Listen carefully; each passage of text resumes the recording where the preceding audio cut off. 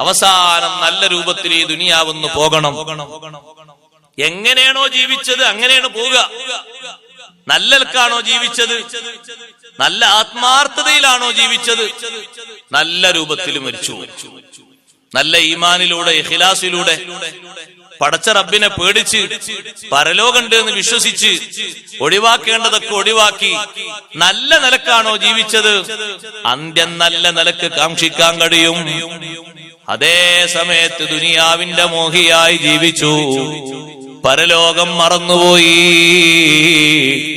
നിന്റെ ശ്രദ്ധയിൽ പരലോകത്തിന്റെ ചിന്ത വന്നില്ല. നീ ദുനിയാവിന്റെ പ്രണയവും ദുനിയാവിന്റെ പ്രേമവുമായിട്ട് നിന്റെ ദുനിയാവ് അങ്ങനെ തല്ലി തകർത്തു നീ ജീവിച്ചു.